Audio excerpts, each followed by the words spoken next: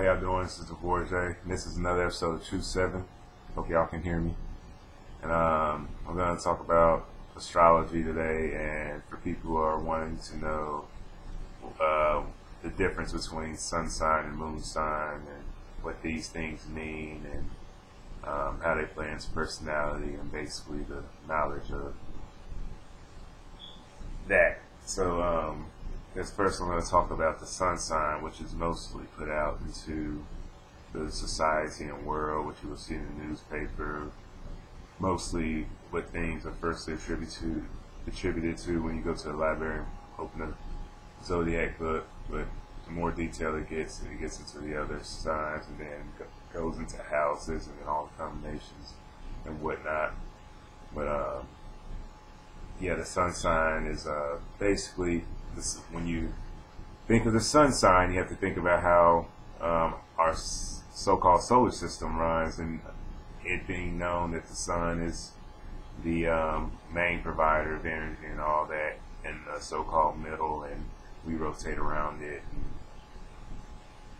that's the whole signification of shining light on things. And when you think about your sun sign, you have to think basically the sun sign is attributed to your soul calling, and basically not what you're trying to become. In a sense, it touches on that, but it's not fully what you're trying to become. It's just more of your calling and where you fit in and where you will uprise within the society, and how you shine your light best. Probably has to do. It's going to be more with play a part in your magnetism, a big part in your magnetism within that aspect, in that trait or that DNA code, put it in that just like attract like, what is part of your attraction, your sun sign is, but of course as well as your moon sign and your Venus. But all within those combinations of that signs, those aspects and those quadrants and points are used within correlating and I guess compatibility and comparing aspects and degree levels. But not to get too far off, like I was saying, when you think of the sun sign, it's basically about how you shine and your how you make noise, basically how you shed light and how you bring the light that you emit in your light body, being a light being. And depending on the aspects and of the sun sign, it can even blend into your rising sign and to the physical features that you present. For instance, if you're Aries, you're most likely gonna have the arch between the eyebrow connected to the nose brow, looking like a round. Walk with your head sticking forward and out. Just certain those little traits that will catch within the sun sign of Aries. They even reach even within the moon and the sun, but usually those are the three signs you look at for physical features and know in stature and just their build, to know what sector of the zodiac chart through the months that they're in based on their posture and all that. But yeah, so sun sign pretty much touches on soul calling, your soul, and also represents spirit, represents spirit light. So it's all the funny thing is about all of these signs are about the internal being, and so sun sign is all about that. Now moon sign, your moon sign is your ruling aspect of your life. Because this is the cool thing about moon signs. No matter when it comes to certain aspects of signs, there's sometimes a limited aspect that certain things can only being because of the formation of life and having certain aspects that have to lead into another aspect that connects to the evolution of the human psyche within the zodiac wheel.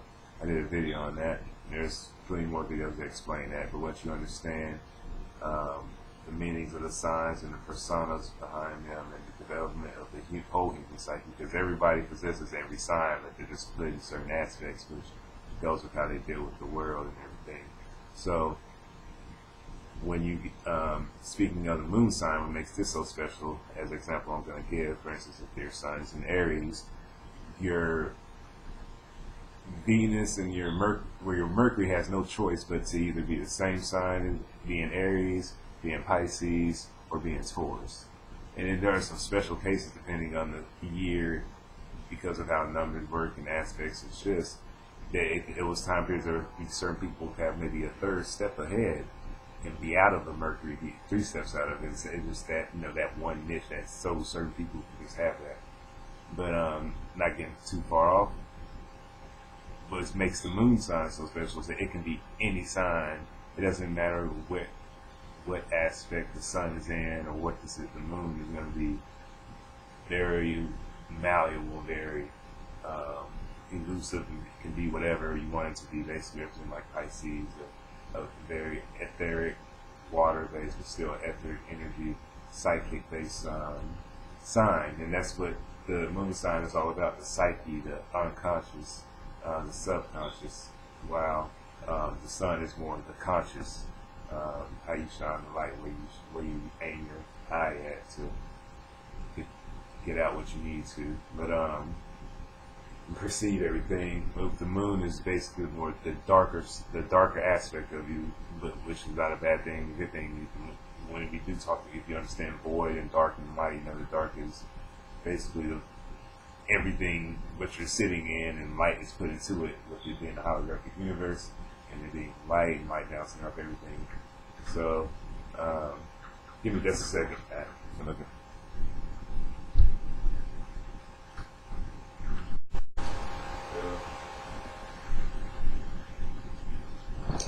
With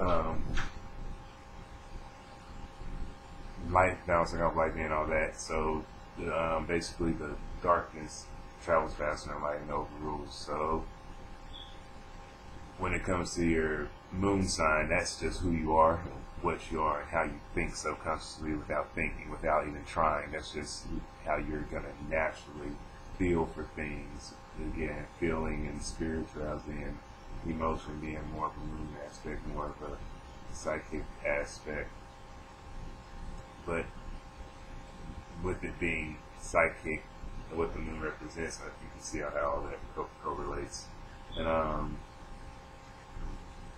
your moon sign is basically just how you, like I said, how you naturally deal with things. And usually when things are dark, or when things get dark, or when the sun is so-called shining, this is just how you react and emotionally filter things in order to get it through the subconscious, and then to the conscious, how you order it, and then to the reality. So that's just to explain all of that, the difference between the sun sign and the moon sign. So if you're doing your natal chart or looking it up, and you have a sun in Taurus, and most of them have a Mercury in Gemini, and then have a Venus in Virgo or something. It's just all, and then they can be set in certain houses, and that's just how the whole scale goes. And then through all of that, the sun's creating that, but the moon is it doesn't fit within a certain aspect, because it's just the void, the darkness that your light has to travel into to get into the vessel body.